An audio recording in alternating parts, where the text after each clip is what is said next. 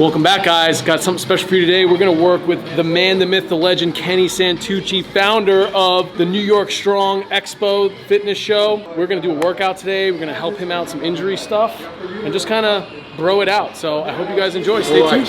What a fucking nightmare. This is why Jersey people don't come to Long Island and vice versa.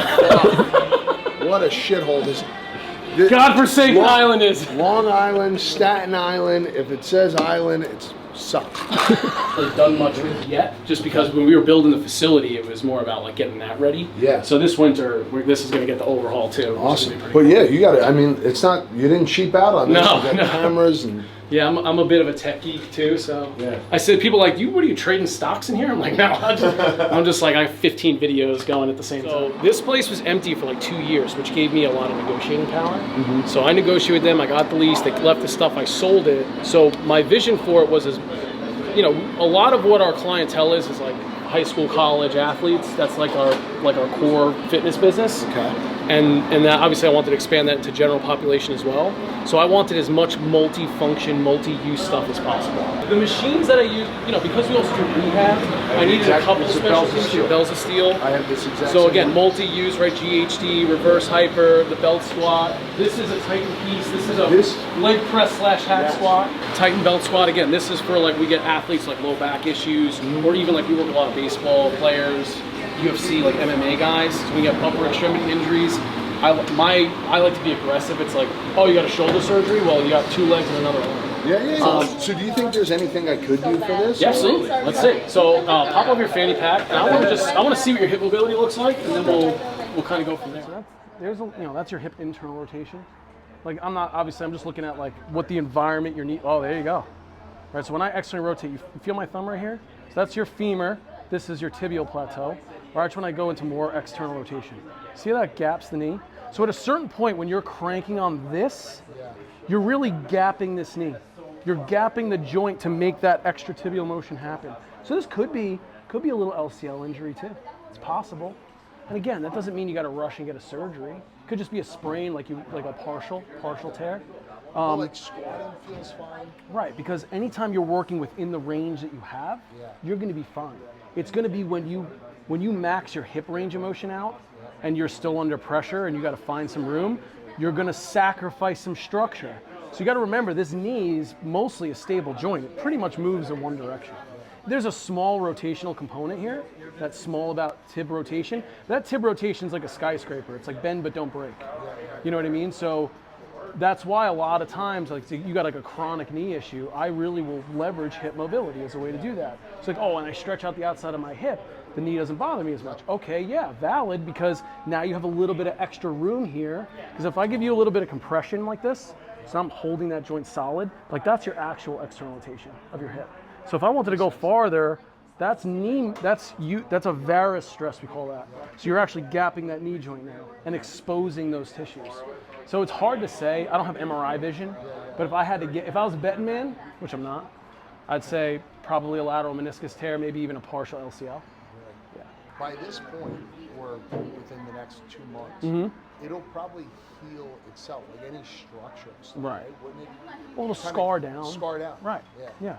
So, you know, again, our capacity for healing is highly dependent on the tissue that we're talking about. Okay. So like skin and bones, awesome at healing. Like you have a fracture, statistically speaking, you're probably never going to fracture that spot again because it heals so well. Same thing with your skin. Muscles are kind of in the middle.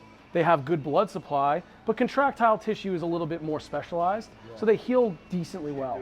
Ligaments and tendons, they have very little blood supply, so they scar over more than they actually heal, right? Where it's like replacing that tissue like for like. So will it be good? Yeah, it'll probably be fine. You know what I mean? And again, you also have to consider, it's like risk reward. Is the cost, like of the rehab, discomfort, like dealing with that rehab process, is the juice worth the squeeze on the back end? Are you going to be that much more functional on the back end of that? Probably not. So the net positive is just not there. Like if this was an ACL and you were like, I want to compete in jiu-jitsu and this is what I love, I'd be like, let's go get it reconstructed and do it, because the net effect on the long term is going to be better. You know what I'm saying? Yeah. So like I wouldn't really worry about it too much. Like this used to be so painful. Because you had swelling inside the joint. Right, and that pressure has to go somewhere. You know what I mean? So that'll also inhibit your quad when you have joint swelling. So you might get weakness, collateral weakness in the musculature. I definitely do get some tightness in Right, the quad. And right. my stretch of my quad feels way better. Right, Yeah. right. So exactly. So that's kind of what I would, again, it doesn't seem super swollen even now though. So what I'll do is like close down that joint position. If I see like a lot of puffy swelling pushing out of there, then we know you got some joint line of fusion. Okay? Just relax here. Does that bother you? Nothing. Yeah, dude, I mean, it's pretty solid overall.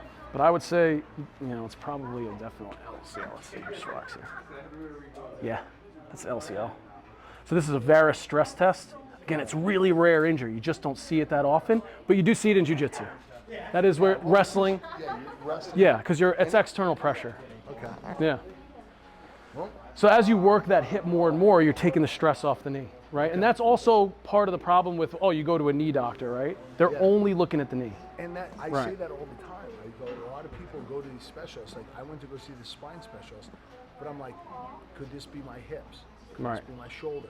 Could it be my nervous system? Right. Right? Like, why can't we explore other shit other than my spine? It's just, it's the double-edged sword, right? Because the double-edged sword is this. It's like if you need a spine surgery, you want a guy who's only done spine surgeries. I get that. But the problem when you go see him for a diagnosis is he's looking for a spine answer to your spine problem. A couple of years back, 2011, 2012, I was doing CrossFit. I Right. was doing fucking crazy workout, double unders, muscle ups, all this shit.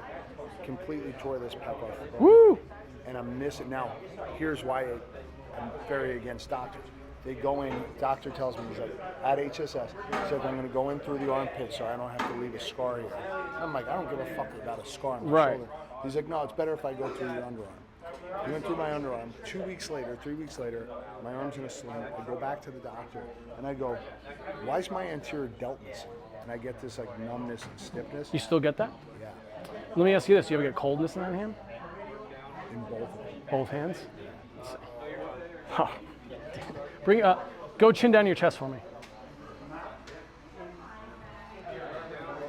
Okay.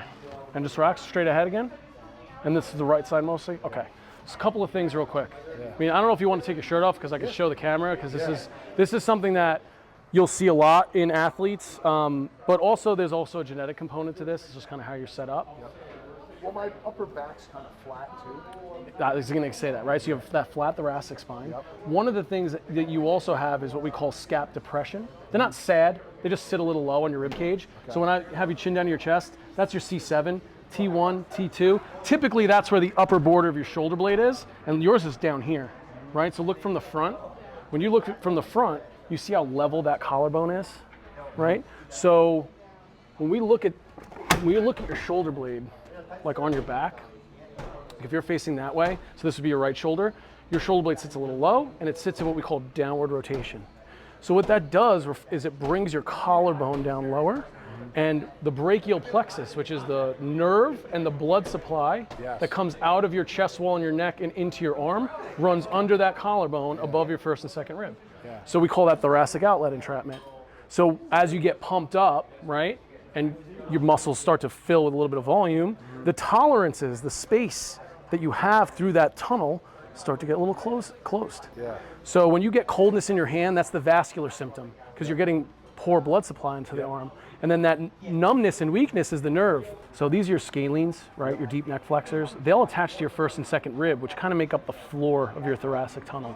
So usually what I'll do is I'll start with this. Start releasing some of this.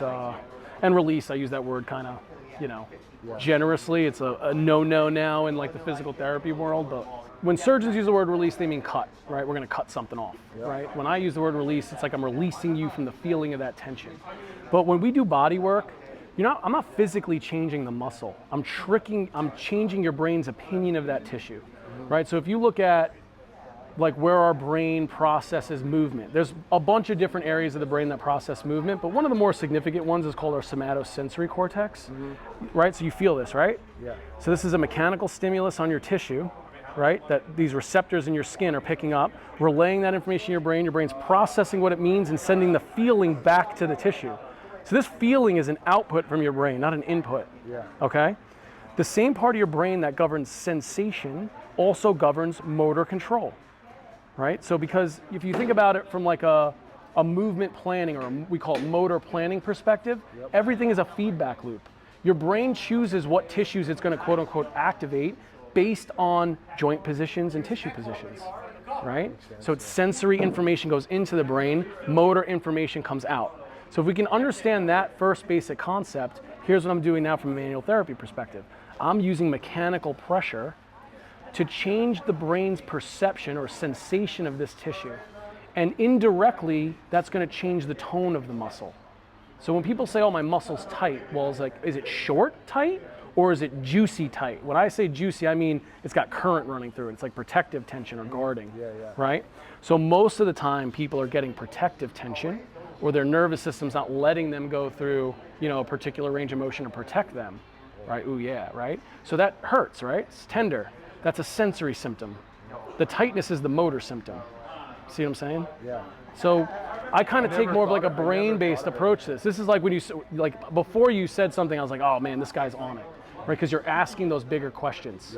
So a lot of people in the rehab world, all of a sudden manual therapy is like, oh, we shouldn't be doing that because we're, taboo, right? All the evidence-based bros. It's because there was research that came out that said, oh, we're not physically changing tissue, therefore all of it's bullshit. It's like, well, time out. People got better. People feel better, people move better. So just because the mechanism that we thought we were doing isn't accurate doesn't mean there's no mechanism. Well, I talk to guys all the time. So when I go deep, slow pressure, that's how you get that muscle to kind of tone down. So like what you're talking about, like the vibrational stuff, like that's very stimulating so that's a great way. I call that a neurological highlighter. So when I give you a vibrational stimulus, that's kind of helping your brain map this area of your body. So imagine like some people, they operate their body on like MapQuest. They have one way to do a movement. They don't really have variable positions. They have poor hardware, software, or mind-body connection. That will make them more pain sensitive, right? Because pain is information. At the end of the day, it instantly changes your behavior. Well, just today when I was talking about that push-up position, right? So I had him use a set of dumbbells, lay on the bench, and I was like, all right, now rotate your hand in this way. He's like, oh, well, that feels so much better. Like, because he felt there was only one way to bench press, or one way to do push-ups. So that's that movement idealism, right? Where it's like there's one way to do it. Everybody has to conform to this technique or form, but we forget that form is made up. We made that shit up. It's like there wasn't like cavemen 100,000 years ago going, hey man, tuck your elbows when you push that brontosaurus off your body. I'm like, you know what I mean? It just didn't work like that. And that's kind of the thing is like we have to remember exercise now is entertainment really, and it's something we need now because we don't get enough movement in our day-to-day lives because, Amazon can put your groceries in your lap for you. It's like we don't really have to do a lot of movement. And what we don't realize, in my opinion, is that we have a movement epidemic more than anything else. Oh, yeah, that's crazy. I feel like I have more range of motion than that. So here's the rub. The rub is I didn't fix it. I just tricked your brain. But now you have an opportunity to load that tissue in a different way than previously you were able to. And so you're thinking, as far as movement goes. Right. I'll show you to do. I'll show you to do right now. We'll go to like we're gonna have to borrow. We're gonna do a TRX move. Like a landmine press. You could do a landmine press. Would be great. Like serratus activation would be perfect. Or even just a push-up or a yoga push-up would be an awesome exercise. What I would do immediately after that, like let's just because you had that downward rotation. So let's just say, like we really wanted to address that, right? I would put you in a protracted position and then just work isometrically from there, as if you're trying to retract. So lengthen that tissue as much as you can. Now let's throw some progressive tension through. We get you into that protraction, right? So almost like you're doing like a lat stretch. I keep my rib cage down, I'm fully upwardly rotated. And I like this setup because that TRX is a solid strap. So what I'm gonna try to do is pretend as if I'm sliding that shoulder blade down into my back pocket, or like as if you're trying to depress it. But you're gonna start to pull down and you're gonna feel that tension through that mid back. And so now we're manipulating the length tension relationship, right? Right? You just don't have to be super aggressive. You can ramp it up slowly. So like start like 10% effort, ramp up to 20% effort, 30%, 40%. So we're thinking like time under tension here, okay? So like in a case like, if you were a client here, I would put together these mobility drills as part of your warm-up, and then you're just gonna lift. And I'm just gonna choose exercises I think are gonna give you the best bang for your buck. Help me get stronger. Absolutely. It's stronger in this position, right? A position of maybe potentially deficit. Right, let me see your hand. Your hand's not cold. No. What's that one? That one feels warm too. You know, like you could even look at like capillary refill. But again, a lot of times, like I wouldn't say that that's I an feel extreme. Like I was having some grip issues too. Yeah, that's neurological, right? That's Yeah, inhibition. No, I know it's not strength. Like I know it's not the muscle. I know Right. it's like some sort of nerve getting crushed. Yeah. Well, he's the real deal, ladies and gentlemen. All the way from All Long right. Island. That's why you come out to Strong Island, baby. Yeah. Let's go. It's worth Mike, the trip. I appreciate you working. You're most on me. welcome, man. I appreciate you treating us like we're family here. Absolutely. Obviously, Of course. very Italian of you. Yeah. Because we do everything. That's what we do. perfect. You want a cup? You want some espresso? What do you want? You want a little? We had about 3 coffees. I know. This guy. Dude, but thank you so much. Dude, my pleasure. I got a gift. I got some gifts coming for you. Oh, that's awesome, from, man. Strong New York. I appreciate So I it. appreciate you. Dude, I Treat me appreciate like that. family. Thank you guys so Most much. welcome. Guys, the Movement Underground. If you are in Long Island, or even if you're not, check this guy out. Mike's still on Instagram, and then the Yep. Movement Underground. Movement Underground on Instagram too. Yeah, exactly So, right. Dude, keep up the good work. Appreciate Thank you it, so man. much. Thank you. I appreciate it.